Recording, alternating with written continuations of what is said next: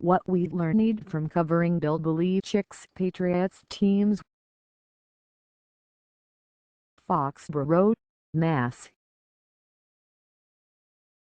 In lieu of the weekly Sunday quick-hit thoughts and notes around the New England Patriots and NFL during vacation week, the following is a summary of the recent public football-specific talk I gave on 17 seasons covering Bill Belichick's club.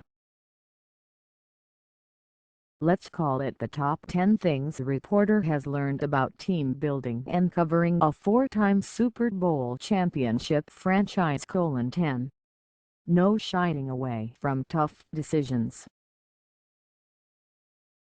While many attempt to emulate the Patriots way, it's easier said than done. This means making unpopular, unemotional decisions that can create a level of initial unrest in the locker room, such as releasing safety Lawyer Milloy 2003 and trading Deion Branch 2006, Richard Seymour 2009, Logan Mankins 2014 and Chandler Jones 2016.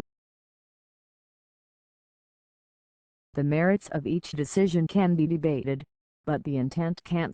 Belichick thought it was best for the team and was willing to absorb initial internal turbulence with the big picture in mind.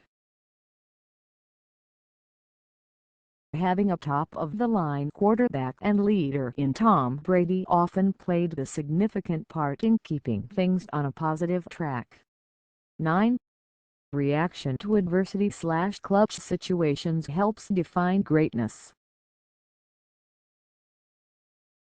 Outside of the obvious Super Bowl championships, the teams that ultimately could be considered Belichick's best were those that rose up through adversity and in crucial situations. It helps explain, in part, why Belichick works to create adverse situations for players and coaches to handle on a daily basis, such as pop quizzes and end-of-practice conditioning runs on the hill. Over the years, players have remarked how games were often easier than practices. Belichick's top teams have been both physically and mentally tough, and they've been filled with intelligent players. 8. Public Relations 101. When in doubt on how to answer the question, "It is what it is" can be most effective. And in stressing the short-term focus when others would like to consider the big picture, simply say, "We're on to Cincinnati, and you never know, it just might become a rallying cry of sorts that is repeated by other coaches around the league." 7. Fun is allowed and encouraged at times. With all those hours spent on the job, and an overall approach that is extremely demanding on staff members and players, it's a good idea to leave time for some light moments. The team trip to the movies fits well, especially late in the season, when everyone might be wearing down. A good give and take between players and coaches is good, too. When Mike Vrabel wore a Giants helmet to practice in 2007, it reflected playful banter that helps lighten the mood at times. 6. Leadership takes on different forms. Every successful team needs quality leaders, and players can lead in different ways. Belichick once said Patriots Hall of Famer Troy Brown was one of the best leaders he has been around. Yet Brown seldom spoke up or addressed the team.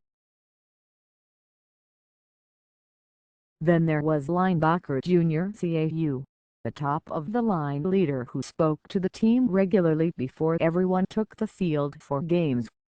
When the core leadership group is strong, it usually leads to a high-quality overall locker room dynamic. 1 year, 2009, stands out. When the Patriots lacked an abundance of that leadership, owner Robert Kraft said that games can be won and/or lost in the locker room before a team even takes the field. 5. It's all about the details.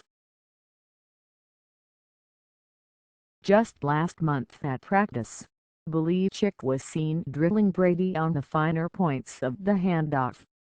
There isn't a better example of how the focus on even the most fundamental details is a significant part of Belichick's approach. He's a teacher at heart, still getting his hands dirty on the types of things position coaches usually handle.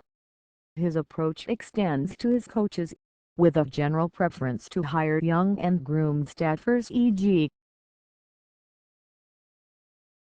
Josh McDaniels, Matt Patricia, with an all-encompassing approach that includes personnel evaluation. 4.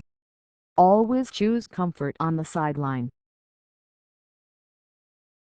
The story of how Belichick made the hoodie with cut sleeves a best-selling item is hard to believe. He was seeking comfort, liked the idea of putting things in the pouch, and apparently wasn't thrilled with being told what to wear.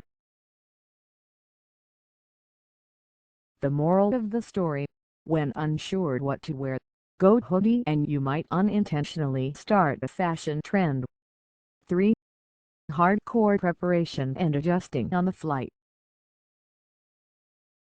Belichick has long preached situational football as he attempts to cover all possible scenarios because they might come up over the course of the season.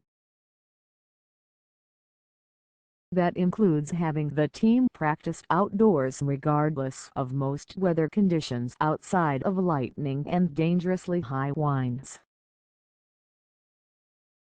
One of the classic examples of stellar preparation was how the team, in the days leading up to Super Bowl XLIX, practiced the play with a slight variation in which cornerback Malcolm Butler intercepted quarterback Russell Wilson. But preparation alone isn't enough. The ability to adjust on the flight is also crucial, with Belichick quoting President Dwight Eisenhower in 2015, "In preparing for battle, I have always found that plans are useless, but planning is indispensable." 2. Power of the team. One of the messages that players see on the door as they enter Gillette Stadium is to put the team first. The shining example from Belichick's tenure came when the Patriots were introduced as a team prior to Super Bowl XXXV against the Rams, despite the NFL's initial insistence that either the offense or defense would be introduced.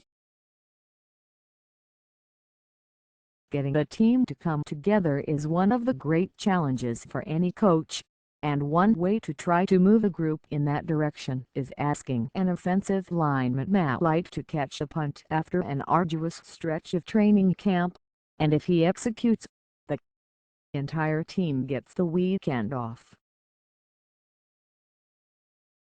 Next thing you know, the punt returners are coaching the offensive lineman, and everyone is celebrating after Light brings it. In depth and versatility are two buzzwords most often associated with Belichick's approach of building a complete team. 1. Do your job. A trademarked phrase in New England, Belichick is always reminding those in his employ to do their job. I once heard him describe it like this: there is no I in team, but there is an I in win, and that stands for individual performance. Nothing is more important than that.